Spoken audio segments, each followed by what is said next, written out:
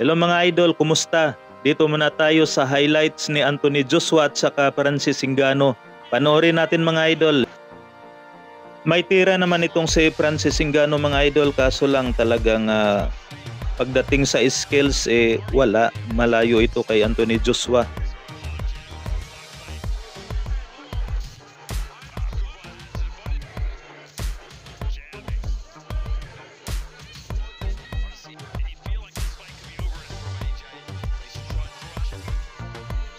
Yun yung bagsak sa round 1 mga idol. Ay yari siya doon. Yan no. Kitang kita parang saging na pinutol ang puno. Okay, dito naman tayo sa round 2 mga idol. Ito yung kanilang round 2.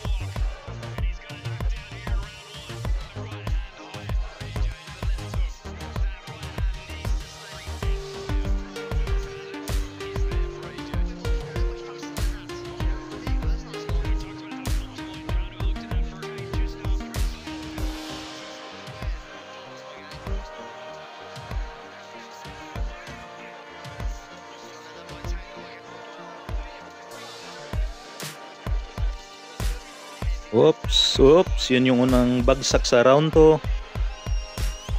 Nakabangon pa, ito naman yung pangalawang bagsak mga idol na hindi na nakabangon si Francis Ngannou. Ito naman yung laban ng ating pambato na si Berhel Vitor kontra sa Koreano na si Tae-san Kim. Ito mga idol, wag na natin pagtagalin pa, panoorin na natin kaagad ang kanilang highlights. Ito round 2 ito mga idol, unang bumagsak dito yung Koreano. Pero tingnan natin kung paano dito bumawi ang Koreano sa round 2.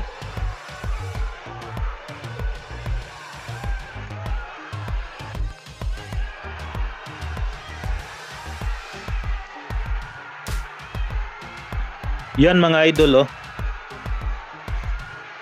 Nakabawi dito yung Koreano, talagang bagsakan sila dito. Yan.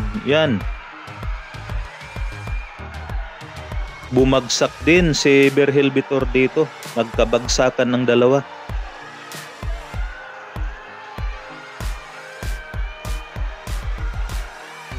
Naabutan lang ng oras mga idol sa round 2. Kaya naawat. Medyo swinerte pa ang ating pambato.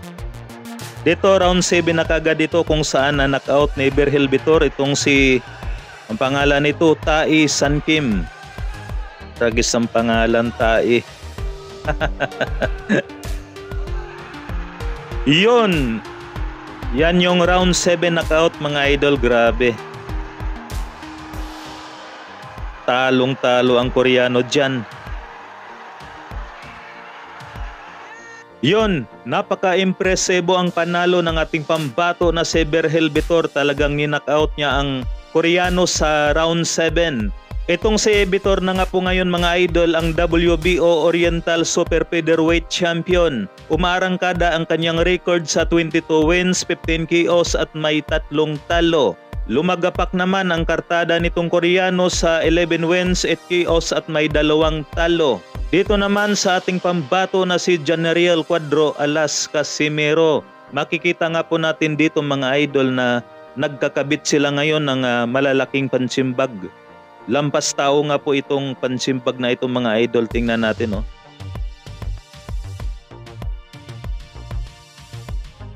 Mukhang magsisimula na nga ng ensayo itong si Cuadro Alas. Ayan yung pansimbag mga idol. Mula sa payantog. Napagkataas. Di lang natin alam baka sa Ormoc ito magti-training o may balita rin na sa Japan, pero hintayin na lamang natin. Basta yung laban, yun lang naman yung inaabangan natin kung kailan ang laban ng ating pambato na si Cuadro Alas. Mahalaga dyan mga idol may laban kahit 2 beses lang sa isang taon. Kasi sa mga level nitong si Cuadro Alas mga idol, Mga minimum nito na laban mga hanggang 2 lang sa isang taon. Kasi hindi naman biro yung bayad sa kanya ng promoter mga idol. Malaki ang bayad kay Casimiro. Nung huli nga balita natin na baka hindi lang 20 million. Alam naman ng karamihan yan. So yan lamang mga idol, hanggang dito na lamang. Maraming salamat po. God bless.